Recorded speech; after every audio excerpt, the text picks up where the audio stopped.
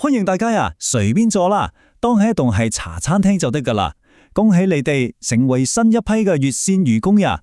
我知道你哋就嚟要當值，心裏面室有啲緊張啊，驚接電話嗰陣唔知講冇冇，係咪啊？唔緊要噶啦，今日我哋呢個解說指南呢，就係想同大家舒舒服服咁傾下偈，用我哋最熟悉、最親戚嘅廣東話去拆解下聽電話嘅秘訣，幫大家減壓啊！將你哋嗰份恐懼變成可以救人嘅實用技巧咯。咁我同你一齊順下今日嘅療程啦。我哋會講5樣嘢，明白最深層次絕望，陪伴點解重要過解決問題，危機介入必備字條，真實對話應對範本，同埋最後嘅情景實際練習吧。好啦，我哋直接入章去睇啦。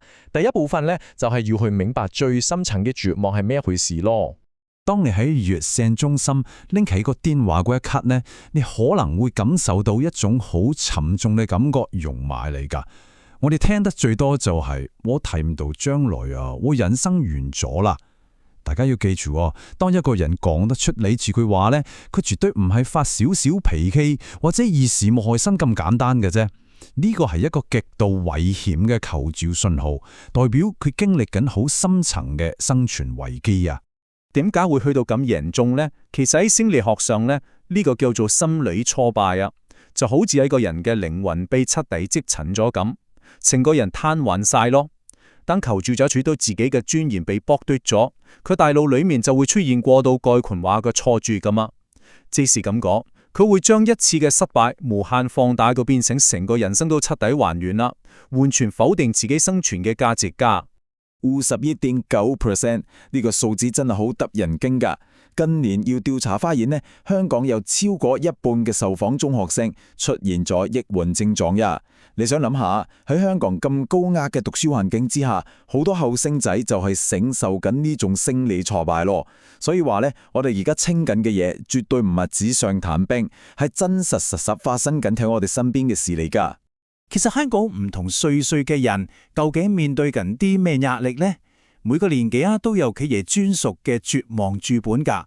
後生仔可能就係被 DSE 同屋企人嘅希望窒住，大人就面對失業同生活逼人啦，老人家就要捱住痛症同孤單咯。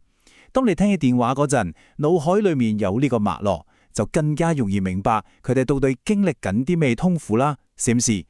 喺呢種長期折磨之下呢，佢哋會跌入一嚿叫攝得性無助嘅黑洞啊！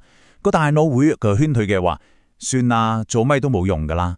呢個時候，佢哋個心係完全乾紅嘅，係陷入一種好深嘅虛無感入邊嘅。所以你要明白話，打電話嚟嘅人呢，佢哋根本唔係想揾你幫手導條絕事好超會解決問題，因為佢哋連行前一步嘅力量都冇晒啦。跟住落嚟，契哋去到第2部分。陪伴重要過解決問題，我哋要由修理員轉向咗一個真正嘅陪伴者啦。我哋首先要將呢啲膊頭上我要救人嗰度個沉重嘅包袱徹底放低先。如果你淨係做修理員，成日同人講唔好諗埋一邊啦，聽日會更好噶，呢啲所謂嘅正能量對絕望嘅人嚟講係有毒噶。另一邊先係我哋要做嘅陪伴者。陪伴者指係咪啊？就係肯同求助者一齊留喺個黑洞入面，接納佢嘅痛苦，肯定佢嘅感受咯。呢個先係最難，但係最有用嘅一招啊！呢個陪伴嘅過程呢，我哋都要情緒承載啊，即係話你要將自己變成一個好穩陣嘅心理紅旗。求助就一啲情緒好似洪水猛獸咁湧埋嚟，又驚又亂噶嘛。如果你把聲好定，鬥氣好平靜，你其實就係用緊非用完嘅方式同佢講，你啲痛苦雖然好犀利，但我頂得住。你可以好安全咁將啲情緒放低喺度，佢哋 feel 到你咁穩陣，自然會慢慢放鬆落嚟噶啦。去到第3部分啦，危機介入必備技巧。有着穩定心態，我們仲需要一啲實在的對話工具帶上陣稿。呢個手機人比喻真係好準㗎。對絕望嘅人嚟講，將來呢2個字係好恐怖噶，因為佢哋覺得成世人終有排挨，所以呢，我哋要幫佢收集個視線，唔好諗成條街點守，淨係諗下一手，即係唔好傾以後點算住，淨係聽下1分鐘點樣過咯。一招叫做絕地之潮，有3個步驟嘅。第一，引導佢留意身體感覺，例如問佢你做緊嗰張凳係咩感覺啊？第二，將時間縮細，我哋冇諗聽日住，就諗啲10分鐘我點樣陪住你。第三，叫佢做啲好微小嘅事，例如去洗面、飲啖水啦。呢啲動作好似好簡單，但其實係幫緊佢個腦裏離開嗰個虛無嘅黑洞，慢慢攞翻少少對自己嘅控制感。仲有一招叫滑若遺光嘅，你要記住，一個人近打一個電話嚟，代表佢心入面總有想生存落去嘅矛盾噶。你要好似偵探咁喺佢哋絕望說話裏面揾火花。例如佢可能好擔心屋企隻貓冇人餵啦，或者嗌問下佢以前最難挨嗰陣係點樣撐過。呢啲微小嘅牽掛同渴望呢，就係佢哋求生嘅繩索。你要傾聽力咁作實啲點去傾嘢。嚟到第4部分，真實對話應對反叛。我哋一齊講下點樣靈活應對唔同嘅危機場景咯。假設有個學生打嚟，話 DSE 考得好差，覺得人生完咗。千祈唔好講分數唔代表一切，因為喺佢嘅嗰個黑嘅世界裏面，分數真係一切啊！你咁講，佢會覺得你完全唔明佢噶。你應該直講，聽得出你好失望，好似原本行緊嗰條路突然斷咗咁，真係好難接受。我喺度陪住你，你要容許佢碎屍嘅將來哀悼，呢樣嘢比任何安慰說話都更有力量咯。